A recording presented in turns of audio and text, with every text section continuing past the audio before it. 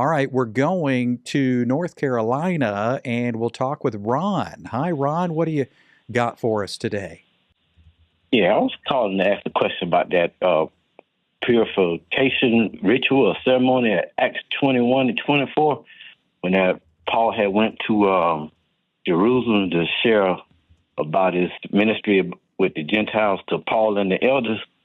And it seems like to me like, Paul was telling him basically for the Gentile, for the Jews to like not disturb their customs. Like, Paul had a different message. He was turning away from Moses, but Paul looked like the elders was trying to convince Paul to tell their Jews about staying on course with the law. Okay, yes. And it just seemed like he did that ritual to prove to the Jews like he was being obedient to Moses.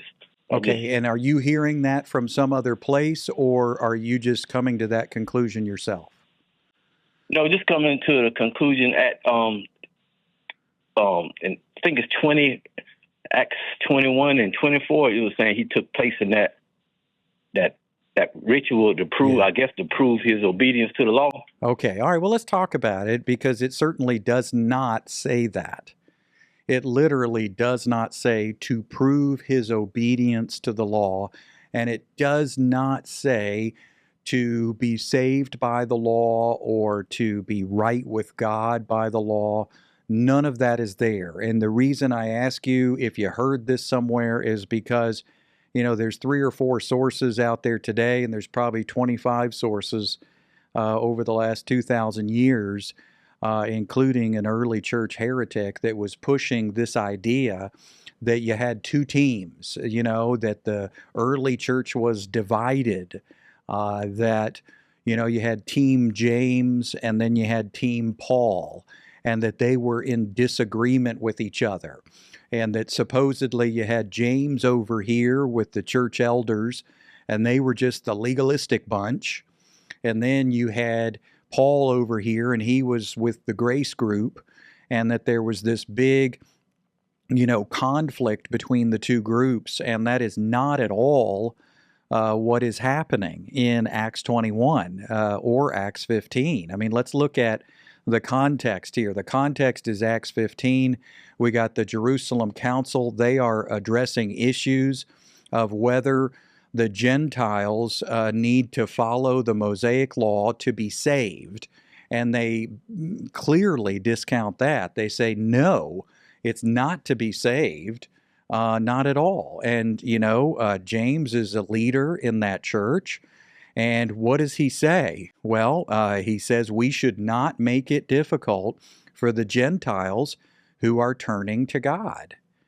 And what does he mean by make it difficult? Well, we shouldn't hang around their necks some sort of yoke that not even our forefathers could bear. Why would we want to make it hard for Gentiles when God's not making it hard? So they sit there and they deliberate, and clearly James knows that the law is not how a person gets saved. I mean, James is the same guy who wrote, if you keep the whole law and stumble in one point, then you're guilty of all of it. So clearly James knows that nobody can keep the law, that nobody can be saved by the law. I mean, James is not an idiot. And so, I just don't get it. The folks that are running around saying, that James disagreed with Paul, well, if that's the case, then Paul's really gullible, because Paul did exactly what James and the other elders suggested. Paul is just a spineless jellyfish who is gullible and just submissive, bending over backwards, doing whatever James says. And of course, we know that's not Paul. The Apostle Paul that we know thinks through things, has written the book of Romans. I mean, he's an intelligent person who is not falling at the feet of somebody else and just being tricked by James as if he's an airhead. So you go over to Acts 21, and James's suggestion here for Paul to do these purification rituals was not about promoting legalism, and it certainly was not about getting saved. I mean, Paul's already saved. And James knows that. So Paul is not being told, hey, go up there and shave your head up at the temple, and then you'll be right with God. I mean, that never even comes from the lips of James. And anybody who teaches that sort of thing, they're making stuff up. I mean, you'd have to literally rewrite Acts 15 and Acts 21 to justify that nonsense. So what is James really doing there? Well, it's brilliant. I mean, first of all, Paul earlier, I mean, get this, Paul all by himself without James anywhere near him. You rewind a few chapters and Paul has already taken this Nazirite vow or whatever, and this is in Acts 21, this is the completion of it. So, it involves cutting your hair and then taking a piece of hair up to the temple and all this stuff. Well, Paul had already completed step one a few chapters prior on his own without James, no outside influence. Paul is already participating in a Jewish custom, and that's what this is. Let me say it 3 times. It's a Jewish custom. It's not about Paul getting right. It's not about Paul being righteous. It's not about James being wrong. It's a custom. So think of it this way: if you were a missionary to the United States, but you were refusing to stand during the Pledge of Allegiance. Let's say you were a missionary to the United States, but you were refusing to stand during the national anthem. Then somebody might come to you and they might say, hey, Ron, you're a believer. I know you're not from here, but I would encourage you that even though you know that your allegiance is to Jesus and your allegiance is to the Father, the Son, the Holy Spirit, that you're saved by what they did, not by what you do. We have a custom here in the United States of America. It's called pledging allegiance to the American flag or singing the national anthem. And I've noticed, Ron, I've noticed that you remain seated, or maybe you're kneeling or whatever. And I say, Ron, you're just going to burn bridges doing that. And if you want to convert more Americans, I would encourage you, just respect our culture. Go ahead and stand during the national anthem. Heck, you could even put your hand on your heart. It's what we do. It's a custom. Now, does it mean that you're getting saved by the national anthem? Nope. Does it mean that you're getting saved by the Pledge of Allegiance? Nope. It doesn't mean any of that. It's just a custom. Now, I give that not as a perfect example, but as an example that these customs, these Jewish customs, there were rumors flying, false rumors were flying. And you read about this in Acts 15 and Acts 21. They come right to Paul and they say, Paul, people are talking bad about you. Well, Paul probably says, well, what are they saying? And James says, well, here's what they're saying. They're saying that you are bad-mouthing Moses. They're saying that you're a law basher and a law hater. And they're saying that you're telling people not to circumcise their kids. And, we've been circumcising our kids for hundreds, thousands of years here. This is Jewish. This is our custom. And so the conversation about how to get saved is not in that. It's about the customs and the practices of the Jews as a culture, and in particular, circumcision of their kids comes up. And so, Paul, he scratches his head, I guess, and he thinks to himself, is that what I want to be known for? Do I want to be known as a person who hates Judaism? Do I want to be a person that's known as a Moses basher? Do I want to be known as a person who's telling the Jews not to circumcise their children? Do I want these false rumors about me to continue? Of course not. I want to build bridges, not burn them. So I tell you what I'll do. I'll go up to the temple and I'll not start Not start my Nazirite vow, but finish my Nazirite vow. And see, what James is talking about with Paul was already Paul's idea long before James. A few chapters prior, he is taking this Nazirite vow, and the last step of it is to go up to the temple with his hair, the hair that he's cut off, and have the culmination of this ritual.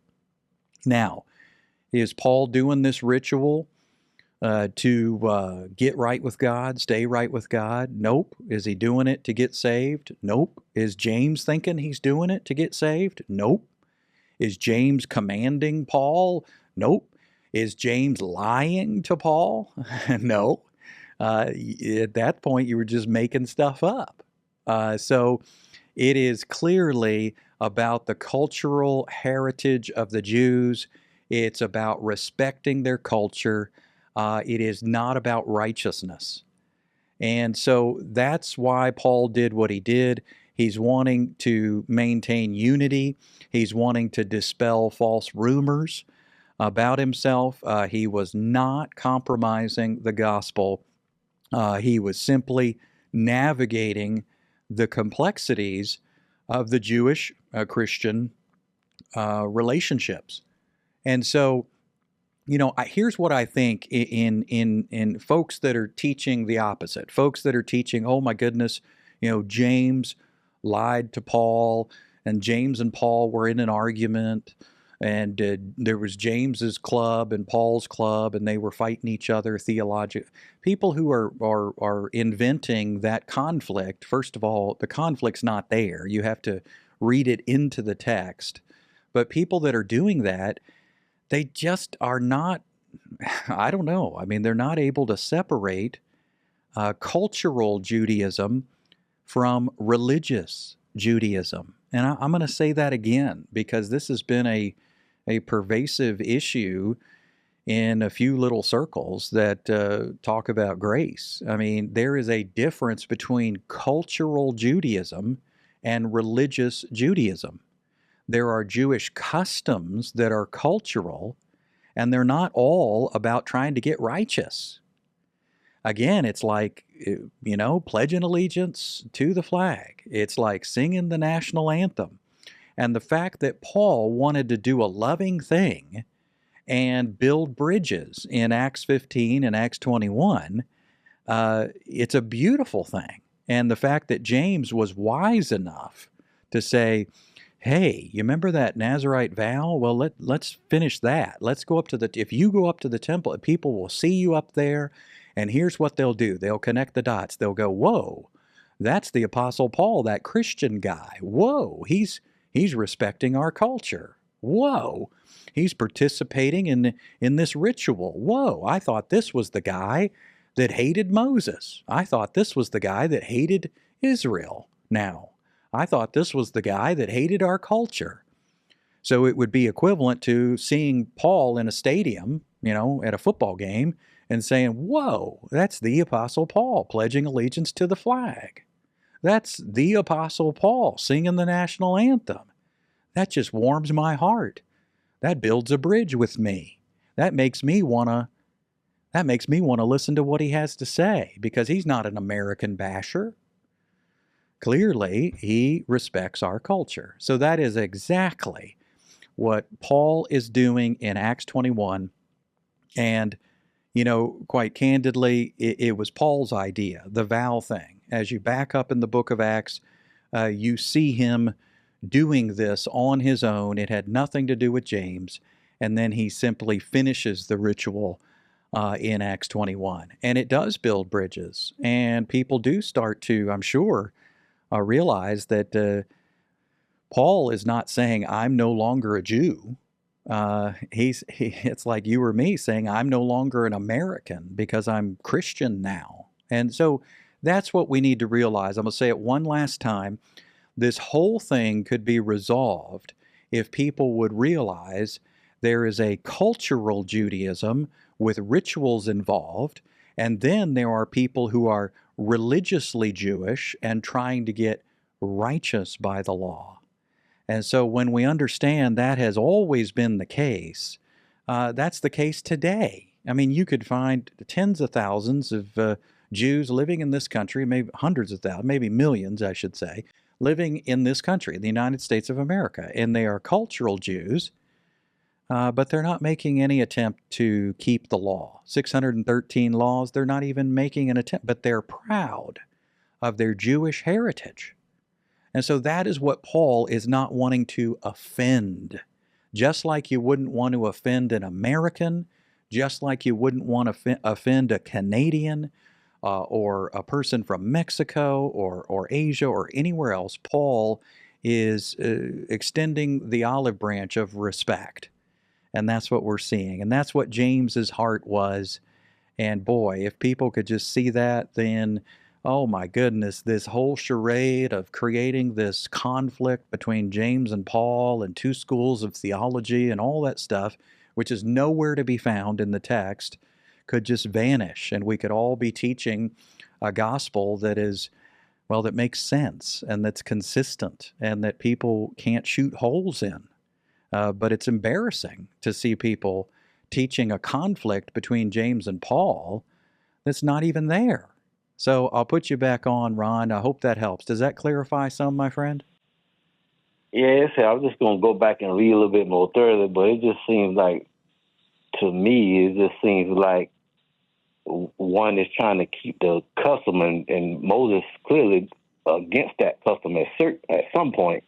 He's teaching against the law. It just seemed like this was needed to be done to show the people that you support the law, which I know he respect the law, but I just keep reading and keep listening to your program. Okay, yeah, sure. Well, let me give you another example then, because I can tell you're still doubting. Circumcision happened before the law, and that's the issue here. We have heard that the Apostle Paul doesn't want us to circumcise our kids. That's what they've heard, and it's a false rumor. Paul could not care less whether Jewish people circumcise their kids or not. You know why? Because Paul writes, and I quote, "Neither circumcision nor uncircumcision means anything.